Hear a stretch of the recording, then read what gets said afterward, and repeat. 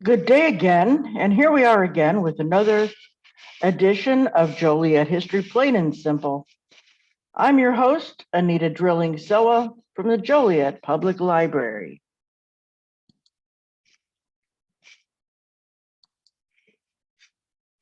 This is my contact information should you wish to contact me with an idea for a program or any other information that you might have on some subject that we've discussed.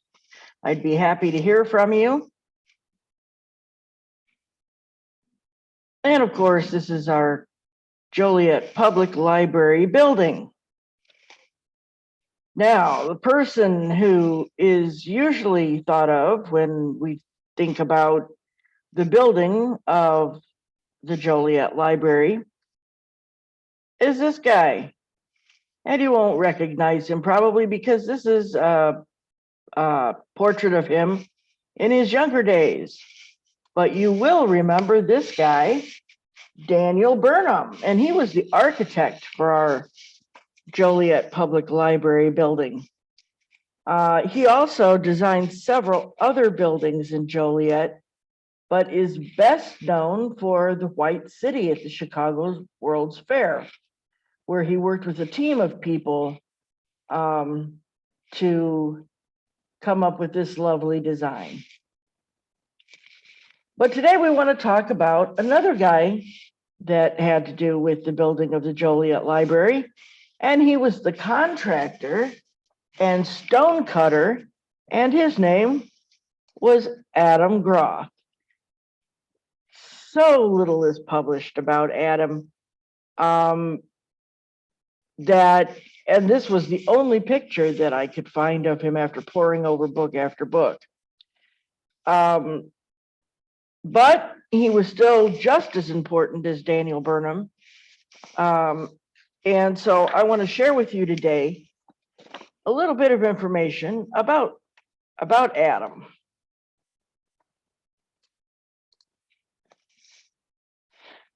As this says, he was a famous Joliet builder, and he has a national reputation as a successful contractor in leading American cities as well as his hometown.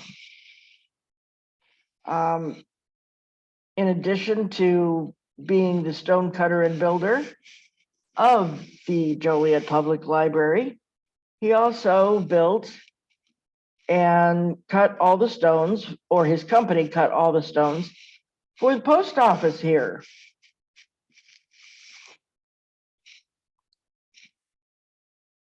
And of course, this is a picture of the Groth estate, which is near the entrance to Highland Park, out off Route 30.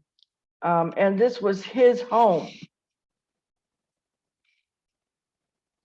He's also responsible for doing the building and stone cutting at Union Station, which was the train station in Joliet, as well as the building and stone cutting of, yes, Joliet Central. So let me read just a little bit to you about Mr. Groth. He apparently was thought to be a great stonecutter, a terrific contractor.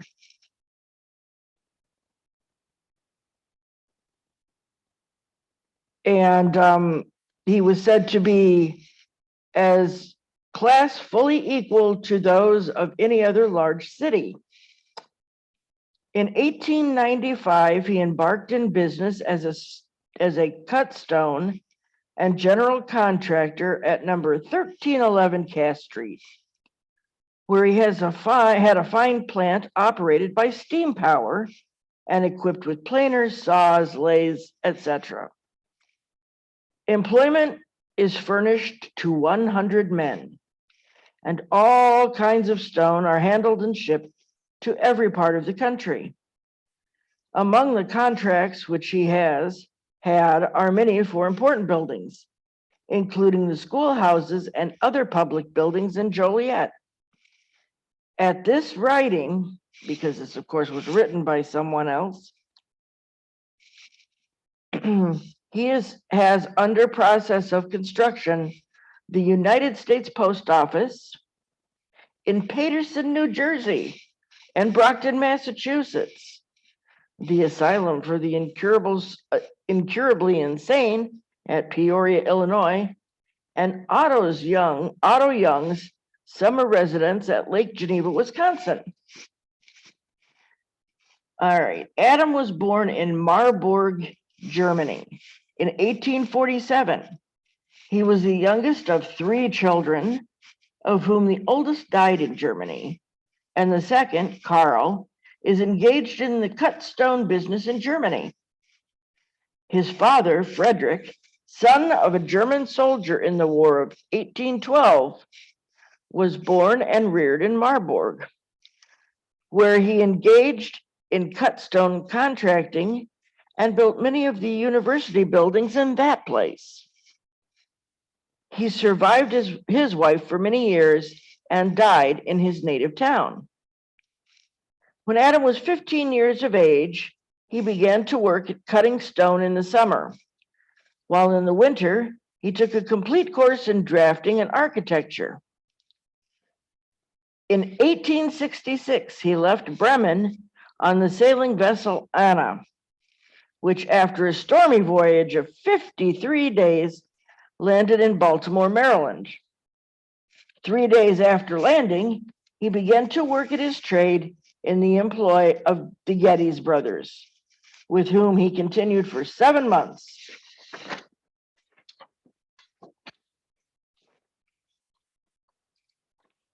He was then employed by Mr. Maxwell for 2 years. From Baltimore, he went to York, Pennsylvania, and finally returned to Baltimore, where he worked with Taylor Brothers until 1871. In May of that year, he came west to Chicago, where he worked at his trade. He witnessed the burning of Chicago and assisted in building it up again. In 1872, he became foreman for the W.C. Dickman Company, with whom he remained for 3 years. In those days, a 5-story building was considered very tall. After a time, stone was used in the construction of 7-story buildings, and they began to be built. But they were no higher until steel construction was introduced. He was foreman in the building of the Sherman House, a 7-story building, also in the building of the county jail and courthouse. Going to Wausau, Wisconsin in 1876, Mr. Groth started a small stone and contracting business and later opened a granite quarry, which he discovered north of the town about 9 miles. He quarried the first granite in that section and shipped large quantities to Chicago to be used for paving blocks. In 1882, he returned to Chicago, where he embarked in the stone and contracting business. From there, in 1884, he settled in Joliet, where he was foreman for E.R. Brainerd, the contractor for the Joliet Penitentiary. He continued with the same employer until 1895, when he resigned in order to engage in business for himself.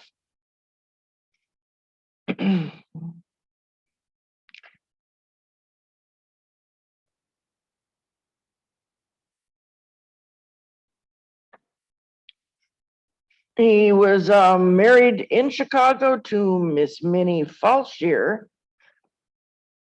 who was the daughter of an early settler and businessman of Chicago. And he had 4 children. Lucy, who ended up in charge of his office, and Carl, who was also an architect, draftsman, and superintendent of construction, and 2 daughters, Emma and Alma.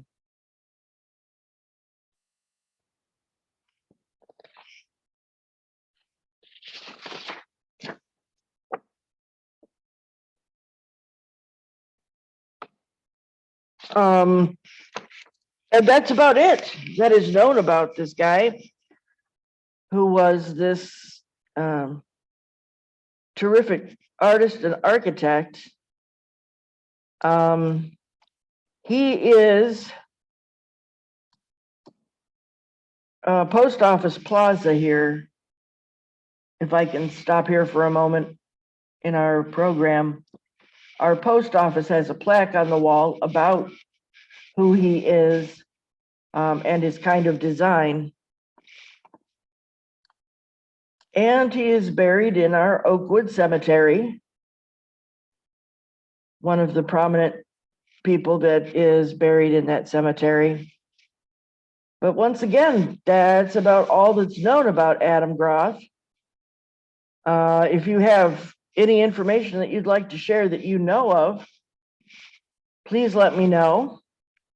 And once again, I am your host, Anneta Drilling, the local history librarian at Joliet Public Library.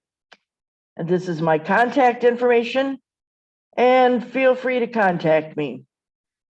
Also, I want to remind you to keep checking our library webpage, www.jolietlibrary.org, to find out about our upcoming events, or check our program guide and find out information on how to sign up for any of those programs that you need to sign up for. So have a good day today, and we'll see you in our next edition of Joliet History, Plain and Simple.